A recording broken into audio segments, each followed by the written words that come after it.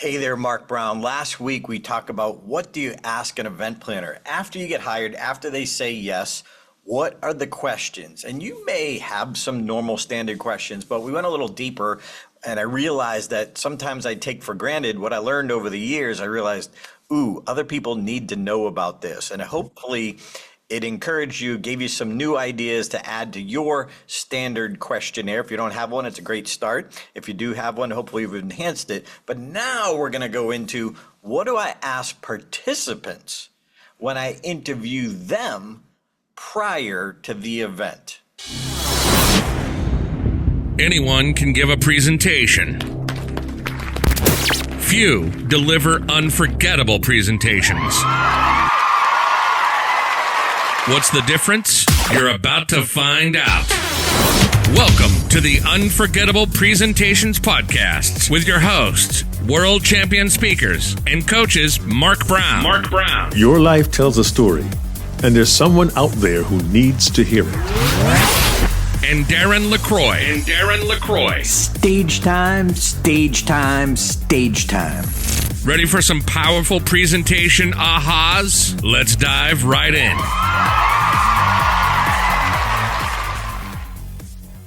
All right, Mark, I know we're in new ground for you. This isn't part of your procedure, which is perfect because I've been doing this for years and you're so creative and your intention is so deep for the audience that you probably have some ideas I never even thought of.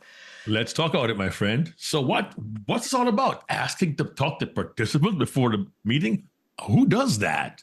Yeah, when Mark and I teach Unforgettable Presentations, it's a 3-day workshop, we talk about customizing your presentation. We use this Patricia Fripp speech model, and then we talk about using stories.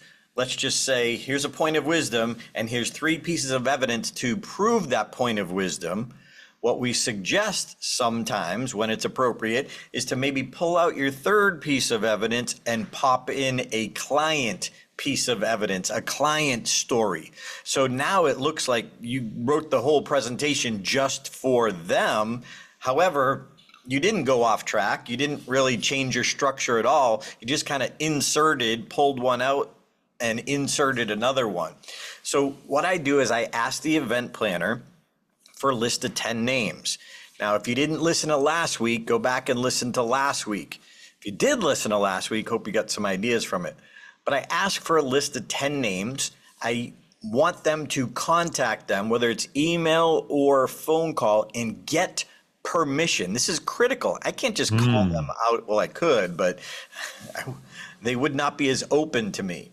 So when I do make these phone calls, I'm usually doing it about 2 weeks prior when my brain is wrapped around this presentation. I'm focused on this presentation. And I do a little research ahead of time before those calls, looking up their lingo, their acronyms, their terms, their jargon, because I want to understand them or ask them about that. But when I set it up, I say, hey, thanks for I put this right at the top of my form. If you're following along, if you're watching the YouTube version, I'm putting this up on the screen. If you're listening, I'll explain it to you. So right at the top, thanks for taking the time to chat. This is just going to be like 5 to 10 minutes. And if you need to go at any point, please let me know. Very important. This kind of sets the stage because they don't know how long they've committed to. Now, if I have great rapport with them and I'm asking them questions and I'm listening, most of the time we go beyond 10 minutes and they're having fun because now I'm asking them questions. So for that situation, often it goes longer, but if not, if they're busy, then I want to respect their time. 5, 10 minutes. All right, thanks. But this is where we get some of the gold. So I ask them right up front after that, how long have you been in the organization or industry, or both, if it's an association? Because they could be in the insurance industry for 20 years, but in the association only 5. Right. So I want to kind of understand about their time frame. And are they new to the industry? Because guess what? I want someone new to the industry's perspective. I want somebody who's a veteran. I want their perspective because generally they're very different in some areas. So question one, once I build a little rapport, is how long have you been in the industry and or organization, depending, if it's working for the company. So adapt that to your situation. Next, I asked them, Mark, the same question we asked the event planners. Who were your speakers last year or in recent years? Right. What did they think about them? What did they personally think about them? Did they like them? Did they not like them? And why? Because maybe they went too long, maybe they went over time, maybe they were boring, maybe it was obvious that they didn't use the right industry terms, so they were kind of just coming in with their standard boilerplate keynote. They didn't have time to connect. Maybe they were opinionated, maybe they upset somebody or were offensive. I had Mark, you and I were talking about one of the organizations in Australia that the previous time they had somebody who was an influencer and was. Oh, yeah. And it was a horrible presentation. Just because they're a TikTok or an Instagram influencer doesn't mean they can give a presentation. So even though they might be funny in 60 seconds, it's very different. But hey, that happens. But I want to know. Mark, thoughts so far? I'm kind of hung up on the idea of just because you are considered a social media influencer, that does not make you a great presenter. And I probably do a half a podcast on that idea alone. But having that conversation with an individual who had been to the event the year before, and you want to find out if the individual you're calling up is, even though they've been around for a long time, did they miss the last 3 or 4 industry meetings? You want to be aware, are they in a good position to answer the questions about last year's presenters? But when you have an individual, not an event planner, you're getting in the heart and mind of somebody who was on the ground, who has been there in the room before, and who was been around long enough to have a reputation, have experience, and you can pretty much bank on what they will tell you from their perspective. Now, it's important to ask at least more than one person, because you may get a few different responses, but at least you get a feel for a general idea of what took place the previous year. Yeah, I then ask, if you're watching a YouTube version, you see it, I'm changing this as we go. I'm like, ooh, I also asked this. This would be important because we're adjusting it. We're creating a new workshop called Customize Your Keynote. And that's what got me to revisit this. It's going to come up in the fall. If you're interested, customize your keynote like a pro. We're going to teach you how to write custom humor for the event, for the location, etc. So that's why this is near and dear to my heart right now, because I'm diving into creating content for this. Next question, why do you come to the conference? Why do you come to the conference? Meaning, is it for networking? Is it you've got to keep, top of mind by your potential clients if they're a sponsor or something like that? Like, maybe it's reconnecting with old friends, or finding out what's happening on the industry. Is this the place they stay on the pulse? Well, why do they come? Because I want to know. Some of these things will trigger things that I say from the stage. Nice. And when you get an answer to a question like that, you will realize very quickly, most often individuals come for their own personal reasons, and very often they will be different. But sometimes an answer may bubble up that becomes the cream that will rise to the top, because generally, if you get 3 or 4 people out of 6 who give the same answer, it gives you an indication of why that particular event may be important to the broader audience as well. And it's good to know that. Yeah, I'm looking for commonalities. Right. And then, Mark, we talked about it last week when we talked to event planners. Next question is, are there any taboo topics I should be aware of? Yeah. Because the event planner may not think this is a taboo topic, but a participant might. So I have 2 separate forms, 2 separate Word documents that I have as my triggers. And I'm as we said last week, I'm reading the Zoom room. I'm seeing if they're into this, if they're just, this is a task on their checklist they're trying to check off, or what is that? And generally, when you get people talking about themselves and their opinions, they keep going, which is great. And if you can, get permission to record them. That way you can go back and listen after. Yeah, and a point here, Darren, I want to clarify because it may lead to questions in people's minds when we say we ask participants ahead of time. It may very well be a phone call. But once in a while, you'll encounter an individual who'll say, look, can we do a Teams call or a video call? And sometimes you ask for a video call. Yeah, sure, why not? I'd love to get to meet you. And they want to meet the speaker. So you get a video call, but you ask permission to record and say, look, I'm happy to send you a copy of the recording if you're open to this, but it'll help me to prepare for our presentation. They may say no. They may say yes. They say yes, I'll send a copy to them. Again, this may not always happen, but be aware that it may.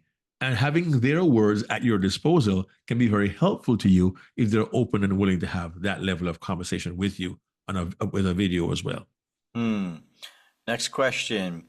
Who are the mentors, matriarchs, or patriarchs of the organization? Who is that beloved person or people that everybody knows, they've been around forever, everybody knows and respects them? Because guess what? With the event planner's permission, I want to call them. Yep. How cool, let's take our world, Mark, in the NSA, National Speakers Association. How cool is it if I mention from the stage, Jeannie Robertson? The late Jeannie, she was wonderful, yeah. Or Naomi Rhodey, somebody who's been around forever. And I said, well, when I was talking to Naomi, one of the things she said that's important about the speaking world is it's a privilege of the platform. Platform, right. So now they know, I'm inserting this early on in my presentation, they know I talked to that person. What it does for me is helps give me some of that goo-goo juice, some of that good rapport that I took the time to talk to them and they talk to me. It's almost like I'm requesting a blessing from some of the higher ups. And that's why I want to say matriarch or patriarch that everyone knows and loves. The loves part is good too. Yeah. The loves part is too. You don't want the horrible boss. You might know them, but not like them. So that is a good one. And then obviously do a call with them if it's possible, if they will take your call. And if they love the organization, chances are they will be happy to talk to you because they love the organization. And I'd be willing to bet hardly any speakers call them and ask to speak to them ahead of time. Then next question, again, I want to keep this short and brief, but these are some, if you got ideas for your world or your topic, jot them down. This is just the starter point for you. Right. And then I ask if there are any good stories related to my topic, any good experiences or bad experiences.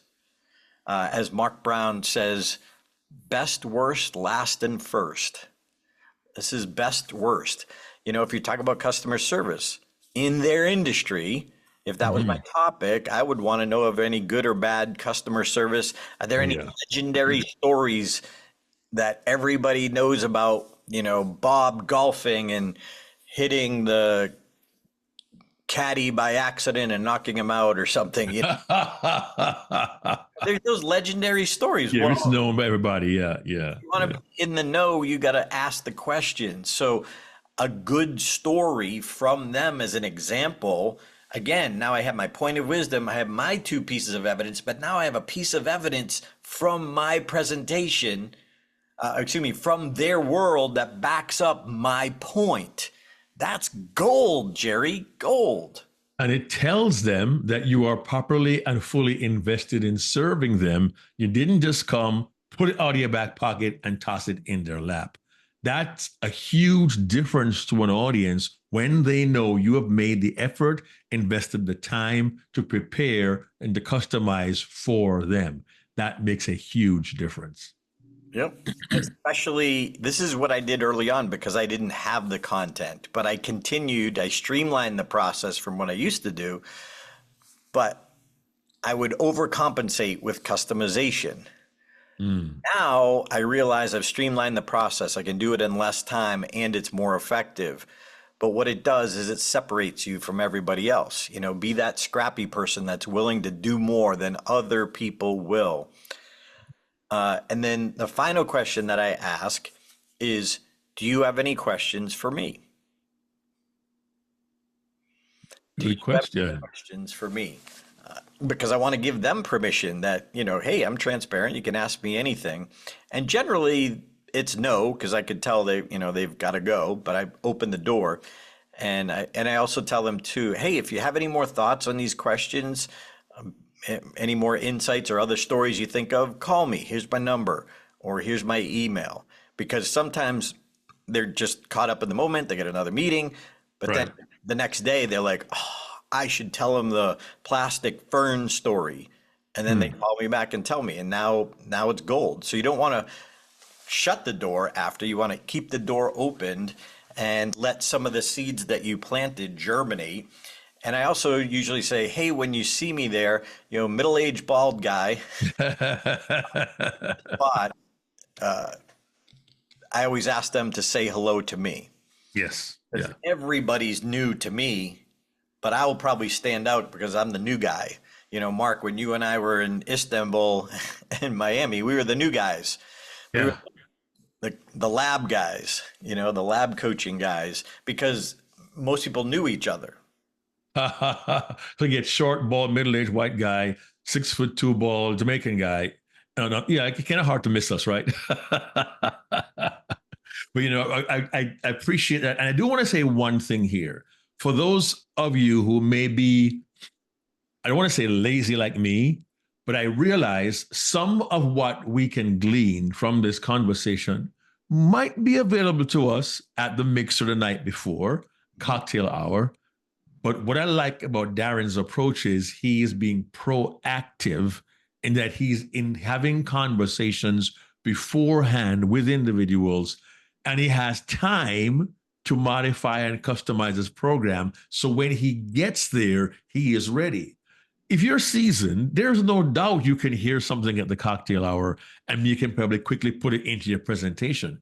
But if you're an emerging speaker and you get a great first opportunity, I would not recommend you rely on the cocktail hour to change your script at the last minute for Friday morning's 8 o'clock keynote. I would not recommend that. I would much recommend what Darren's saying.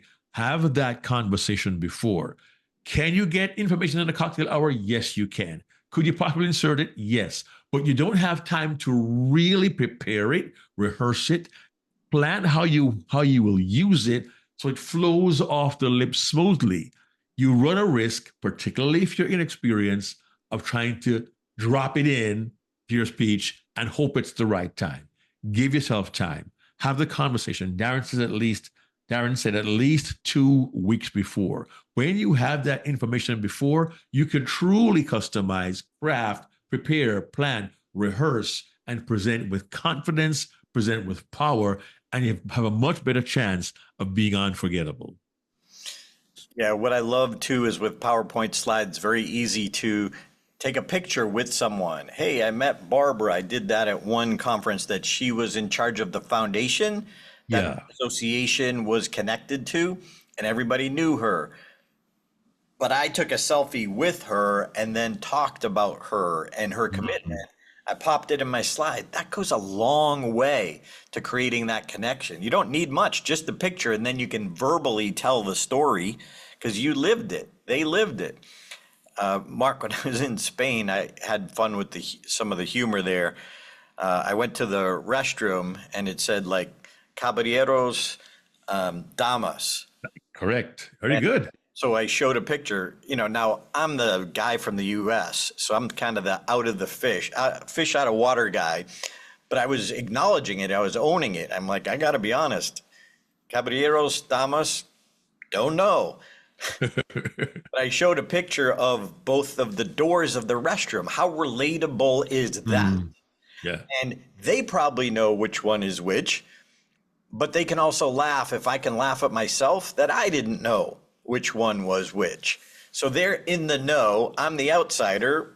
I'm just making light of the situation, but I just literally took a picture of the signs of the doors. And then, Mark, you remember when Chris did his program at Game Changers, Chris McGuire, he flew into the airport and he had some observations along the way, took pictures of those observations and then tied them into the beginning of his keynote. And that's one of the reasons I was like, oh, you know, he's got that down. So I've hired him. I hired him for Spain, and he and I were talking like, we got to do a whole program on how to do this. Yeah. That's going to be in the fall. Customize your keynote like a pro. But what do you ask participants ahead of time? If you choose to go this route, you don't have to, but at least when you get on the ground, when you're in the room, on the event site, you know, think of these questions.